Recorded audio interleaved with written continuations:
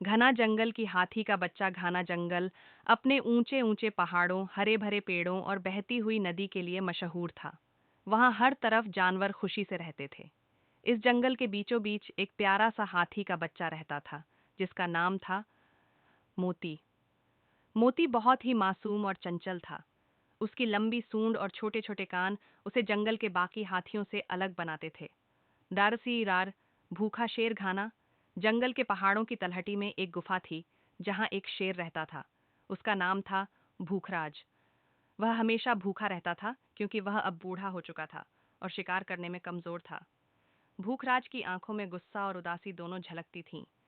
उसने कई दिनों से कुछ खाया नहीं था। पानी पीने गया। वहां उसने पहली बार भूखराज को देखा। शेर की हालत देखकर मोती को दया आ गई। वह अपनी माँ से बोला, माँ, यह शेर तो बहुत कमजोर लग रहा है। क्या इसे खाना नहीं मिल रहा? मोती की माँ ने उसे समझाया, बेटा, शेर हमारा दुश्मन है। उससे दूर रहो। ये सिर्फ खाने के लिए हमें धोखा दे सकता है। लेकिन मोती का दिल शेर के लिए पिघल चुका था। उसने निश्चय किया कि वह भूखराज की मदद करेगा।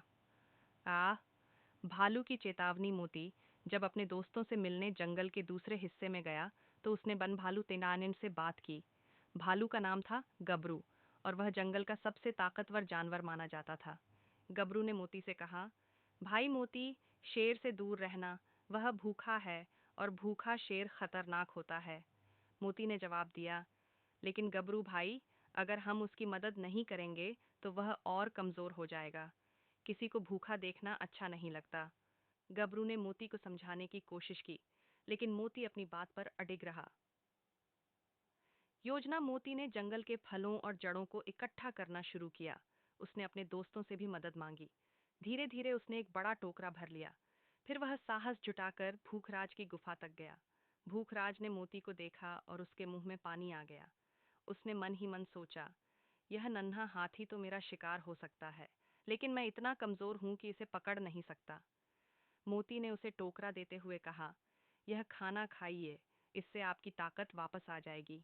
शेर ने आश्चर्य से पूछा, तुम मुझे खाना क्यों दे रहे हो? मैं तो तुम्हें खा सकता हूँ।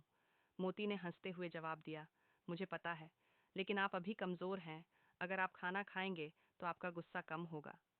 भूखराज को मोती की मासूमियत ने छू लिया।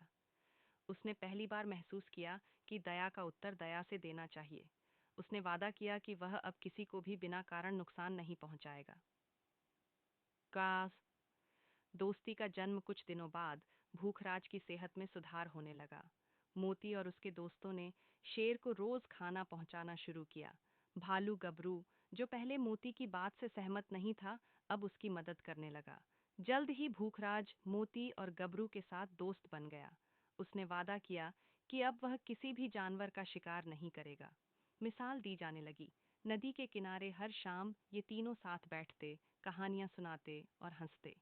जंगल के बाकी जानवर भी इस बदलाव को देखकर खुश थे। सबने यह सीखा कि यदि दया और समझदारी से काम लिया जाए तो बड़े से बड़ा दुश्मन भी दोस्त बन सकता है। शिक्षा।